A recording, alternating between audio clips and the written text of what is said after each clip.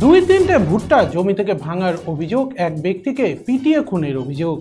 ভাইয়ের বাড়িতে ঘুরতে আসায় যেন কাল হলো। একটা ভুট্টার জমি থেকে দুই তিনটে ভুট্টা নিয়েছিলেন এক ব্যক্তি, আর তাতেই জমির মালিকদের রোষের মুখে পড়তে হলো, তাকে পিটিয়ে খুন করা হলো মাঝবয়সী ওই ব্যক্তিকে। সমগ্র ঘটনায় ব্যাপক চাঞ্চল্য বাংলা বিহার সীমান্তবর্তী এলাকায়। পুলিশের হাতে গ্রেপ্তার এক অভিযুক্ত। মালদহ জেলার হরিশ্চন্দ্রপুর থানা এলাকার সাদলি চকের ঘটনা। মৃত ব্যক্তির নাম জামাল উদ্দিন, বাড়ি রতুয়া থানার ভাদো এলাকায়। দুদিন আগে জামাল উদ্দিন তার ভাই কামাল উদ্দিনের বাড়িতে ঘুরতে আসে। কামাল উদ্দিনের বাড়ি বিহার সীমান্তে কুমিতপুর লাগোয়া আজমনগর থানার অন্তর্গত বাটনারাহি গ্রামে। ভাইয়ের বাড়িতে ঘুরতে এসে শুক্রবার রাতে সাদলি চকে একটি ভুট্টার জমি থেকে দুই তিনটে ভুট্টা ভাঙেন জামাল উদ্দিন। তারপরে কার্যত জমির মালিককে পিটিয়ে মারে ওই ব্যক্তিকে, এমনটাই অভিযোগ ভাই কামাল উদ্দিনের।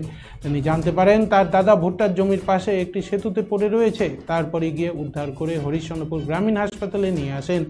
সেখানে কর্তব্যরত চিকিৎসকেরা তাকে মৃত বলে ঘোষণা করে। মৃতদেহ ময়না তদন্তের জন্য মালদা মেডিকেল কলেজ হাসপাতালে পাঠিয়েছে হরিশ্চন্দ্রপুর থানার পুলিশ। এই ঘটনায় তদন্তে নেমে নাসিম নামে অভিযুক্তকে গ্রেপ্তার করা হয়েছে। ধৃতকে শনিবার চাঁচল মহকুমা আদালতে পেশ করা হবে।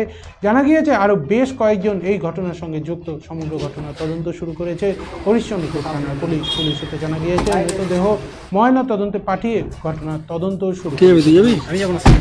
কি হয়েছিল, কিভাবে মারা গেল? টোটোটা আমি নিয়ে এসেছিলাম, বুঝলেন। ওইখানে আমি কিন্তু বেহুশ অবস্থায় উঠেছি, যেখানে মেরেছে। কারা মেরেছে? মেরেছে ওখানকারই, আর তিন ভাই আছে আর কাকা আছে। কি হয়েছিল ঘটনাটা? ওই তো ভুট্টা ভেঙে আসলো দিয়ে রাস্তাতে মেরেছে। ভুট্টা কোথা থেকে ভেঙে এসেছে? জমি থেকে। কার জমি থেকে? ওই যারা মেরেছে ওরা। কি নাম তাদের? ওদের রব্বানি আর যে ভাইটির নাম কি টুকু, আর এই ছোট দুটোর নাম বলতে পারলাম না, তা চলে আসছে। আচ্ছা, তারপর আমি যাচ্ছি তো গুলাম ভাইকে বলছে চল তোরে গুলাম তোর ভাইকে কে মায়ের ফেলতে দেখি ভুট্টার পাশে পড়া আছে। কোথায় পড়েছিল? কোথায়? ব্রিজে। চলে বাড়ি পয়সা 20 টাকাতে তুলে যাবো। ছেলেরা আমাকে কাম করতে দেয় না, খাও